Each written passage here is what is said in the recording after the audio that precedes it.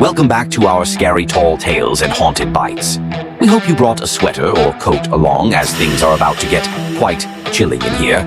But before we begin, first, please honor us by liking and subscribing to our happily haunting and horrific tales, which we add to each week. It only takes a little click, and it means so much to keep us going. So thank you for that. And now on with Haunted Bites, the top 3 haunted spots in Florida.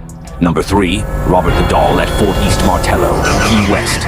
In Key West's Fort East Martello Museum, a peculiar figure, arguably the most cursed plaything in the world, resides behind a glass case. Robert the Doll. Gifted to artist Robert Jean Otto in 1904, the doll began its sinister legacy when 4-year-old Jean, who treated Robert the Doll as a human boy, blamed the doll whenever he got into trouble, attributing any mischief to Robert with the oft-repeated and ominous phrase, "Robert did it." Standing at 4 feet tall, Robert's appearance is unnerving. His beady eyes follow you across the room, and his sailor suit, frayed with time like the holes in his face, does little to soften his sinister aura. The room housing him is plastered with letters of apology, each recounting tales of misfortune from those who dare to disrespect him. Disbelievers who mock Robert, or worse, photograph him without asking permission, report strings of bad luck, accidents, and mysterious illnesses. Even Ozzy Osbourne felt his wrath after dismissing the doll on television, later suffering a series of health scares. Most notably, Robert was accused of moving around rooms on his own, on many occasions including by a plumber at work, and by the last owner of Robert, who accused him of pushing her into a closet and locking the door behind her. He is now secured in his seat with filament line to keep him from trying to escape his glass case. Those who visit the museum and do escape his presence feel an overwhelming sense of relief, but they leave wondering if they too have earned his ire. Number 2. The Devil's Tree at Oak Hammock Park, Port St. Lucie. Oak Hammock Park's serene trails and shaded boardwalks belie the horrific history surrounding its most infamous feature, the Devil's Tree.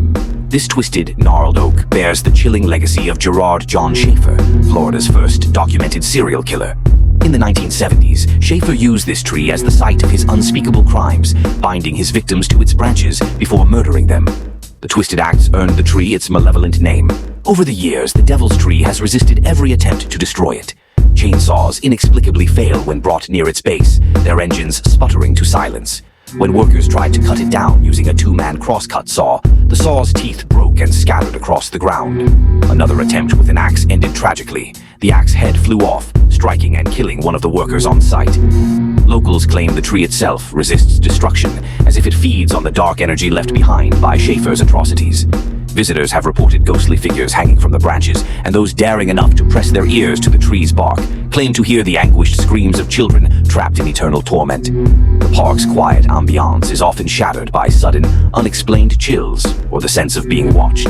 It's as though the Devil's Tree remembers every life lost beneath its canopy, and it refuses to be silenced lest we all forget the grisly terror, sorrow, and dread that it bore witness to. Number 1. St. Augustine Lighthouse. St. Augustine's iconic lighthouse, standing tall since 1874, is a beacon for sailors and several spirits. A climb up its 219 steps reveals breathtaking views, but for some it also offers an encounter with the supernatural. The lighthouse keeper Joseph Andreu, who tragically fell to his death while painting the structure, is said to linger at the top. Visitors have reported the faint scent of cigar smoke wafting through the air, though no one else is present or smoking. But it's the Pitti sisters, Mary and Eliza, who bring the eeriest presence to the lighthouse. The young girls met their end while playing in a cart used to transport building materials. When the cart broke loose, it rumbled downhill and plunged violently into the bay, drowning them both. Today, their laughter echoes through the lighthouse at night, and some visitors claim to see their playful forms darting up and down the spiral staircase. Others have spotted their apparitions floating near the water's edge, their presence a haunting reminder of the tragedy that befell them.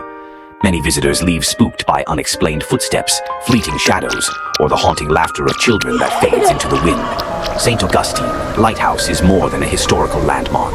It's a gateway and witness to a past that refuses to fade, its resident spirits as much a part of the structure as the bricks themselves.